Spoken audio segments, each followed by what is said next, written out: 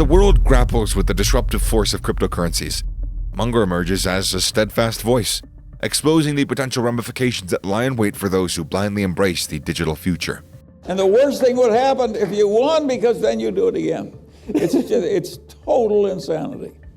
Brace yourself as we delve into the depths of Charlie Munger's piercing analysis, where he unearths the treacherous pitfalls and the hidden dangers lurking within the realm of crypto. And I think that's crazy too, so I'm not having any. I wish it had been banned immediately. Through Munger's relentless pursuit of truth, the allure of cryptocurrencies is stripped bare, revealing the profound risks that lie beneath the surface. As the world plunges deeper and deeper into the cryptocurrency frenzy, Munger's words of caution resonate with thunderous clarity. But when you're dealing with something as awful as crypto shit, it's just unspeakable. It's an absolute horror, and I'm ashamed of my country that so many people believe in this kind of crap and that the government allows it to exist. It is totally, absolutely crazy, stupid gambling. Prepare to witness the clash of ideologies as he fearlessly challenges the prevailing notions.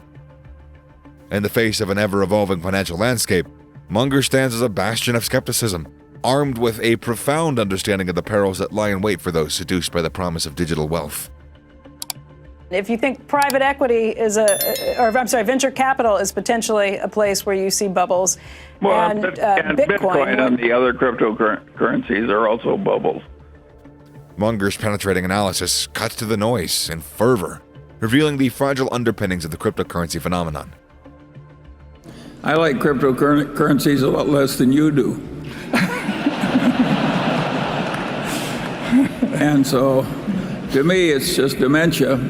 And I think the people who are professional traders that go into trading cryptocurrencies, it's just disgusting. It's like somebody else is trading turds and you decide I can't be left out. Charlie Munger, the voice of wisdom and reason, steps forward to confront the siren call of the digital age, revealing the stark truth that lies beneath the shimmering facade of cryptocurrencies. What tells you that? I'm just thinking of the millennials, the young investors who get so excited about something like this. What would you tell them? What would your message be? Well, they're excited because things are going up at the moment, and it sounds vaguely modern. And I'm sure the computer science involved is difficult and interesting. So you can understand why they get excited. But I'm not excited. My attitude is just to hold my nose and go on somewhere else. When you have your own retirement account and your friendly advisor suggests you put all the money into Bitcoin, just say no. Bitcoin is worthless artificial gold, which, if it succeeded, would facilitate a lot of illicit activity. Now, that is not something I think the world needs. And the fact that it's clever computer science doesn't mean that it should be widely used and that respectable people should encourage other people to speculate in it. Bitcoin reminds me of Oscar Wilde's definition of fox hunting, the pursuit of the uneatable by the unspeakable. Let me ask you about one of your favorite subjects nowadays. I think maybe it's Bitcoin. And I know you've had some unpleasant things to say about it. But is there anything there to it at all, Charlie? I mean, should we just dismiss the whole thing? Well, Bitcoin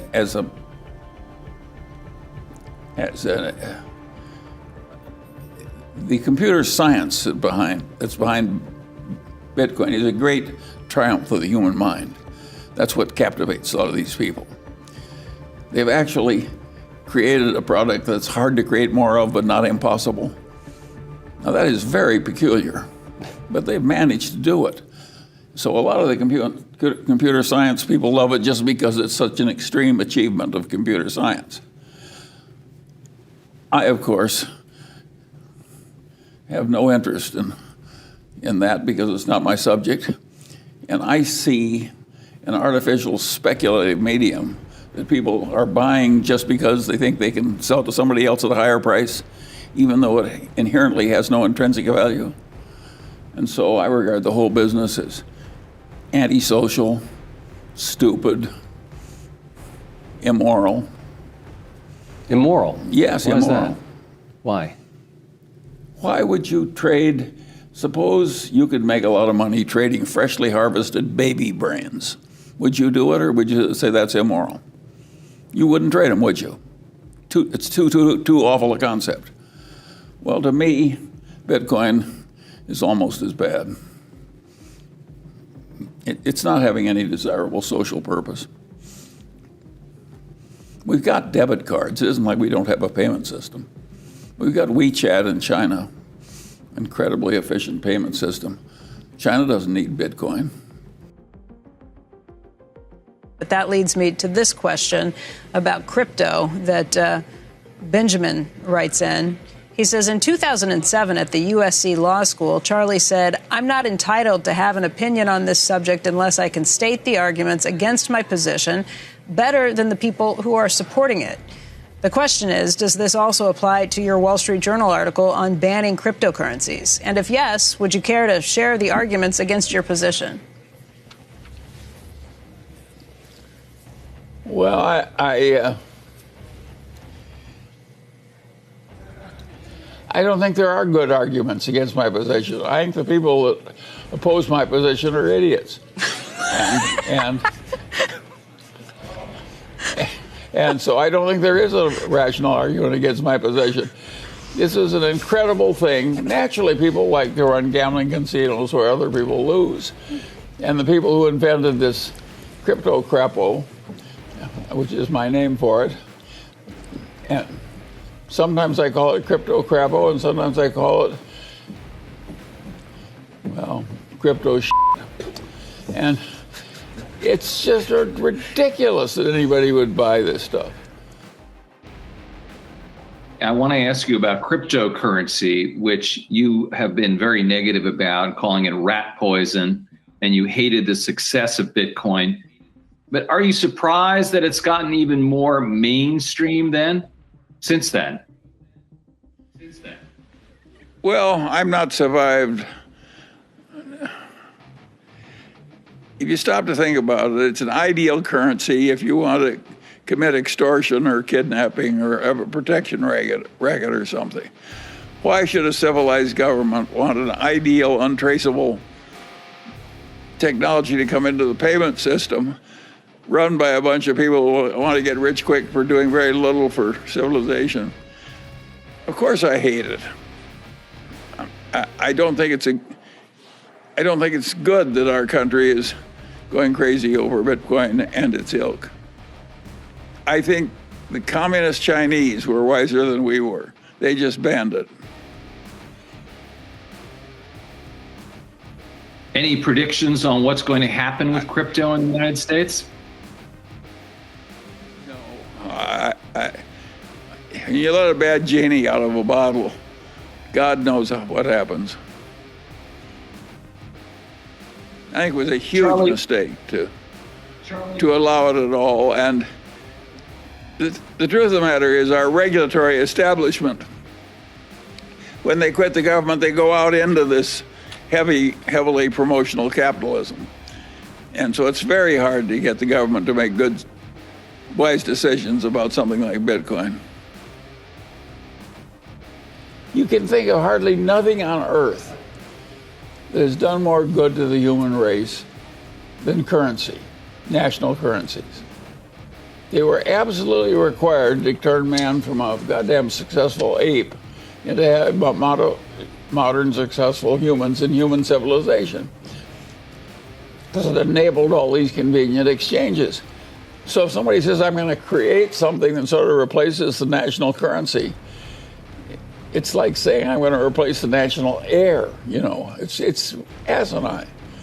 It isn't even slightly stupid. It's massively stupid, and of course it's very dangerous. And of course the governments were totally wrong to permit it. And of course I'm not proud of my country for allowing this crap, what I call the crypto shit, it's worthless. It's no good. It's crazy. It'll do nothing but harm. It's antisocial to allow it. And the guy who made the correct decision on this is the Chinese leader. The Chinese leader took one look at crypto and he says, not in my China. And boom, oh, well, there isn't any crypto in China. He's right and we're wrong. My questions here are about Bitcoin and cryptocurrency. Well, I can answer those very quickly.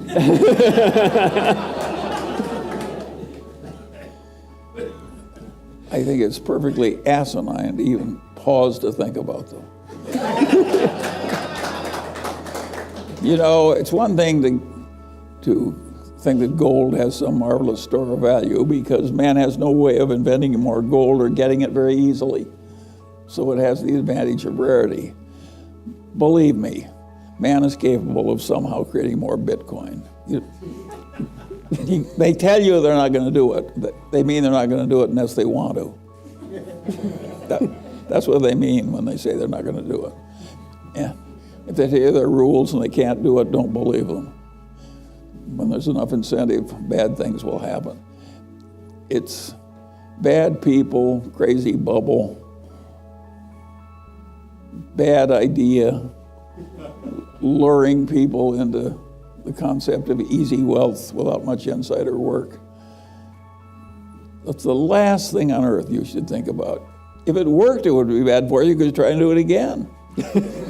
It's totally insane. And by the way, I've just laid out a wonderful life lesson for you. Give a whole lot of things a wide berth. They don't exist. You know, crooks, crazies, egomaniacs, people full of resentment, people full of self-pity, people who feel like victims. There's a whole lot of things that aren't going to work for you. Figure out what they are and then avoid them like the plague. And one of them is Bitcoin. You know, some venereal disease or something. I just regard it as beneath contempt. Some people think it's modernity and they welcome a currency that's so useful in extortions and kidnappings and so on, tax evasion. And of course the envy, everybody has to create his own new currency. And I think that's crazy too. So I'm not having any, I wish it had been banned immediately. And I admire the Chinese for banning it. I think they were right and we've been wrong to allow it. And the worst thing would happen if you won because then you do it again. It's total insanity. And it's so easy to simplify life from just all these things are beneath you.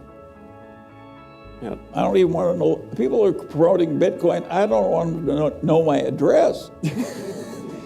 So Charlie, they're not my kind of people. Charlie, what I hear you saying is you're not going to be investing in Bitcoin. That's fair? I think it's fair. What's your response to that, and where do you stand on day trading apps like Robinhood? Well, I think it's if I were the benign dictator of the world, I would make it unfeasible to make short-term gains in securities. Because we now mix up a legitimate activity, capital raising for enterprises that need money to do their capitalistic function, with a gambling casino where people come in and gamble. And those two functions, when they're mixed, as they are in a stock market or Bitcoin, create a speculative mess and a speculative orgy. And it's dangerous for the republic. It isn't good to have a lot of people trying to get easy money for sure, just from gambling. And the people that are preying on them, the salesmen and the market makers, they're not the most admirable people either. So, no, I don't like it at all. As I say, most old men don't, of course. And a lot of people think, well, and just Warren and Charlie don't understand it.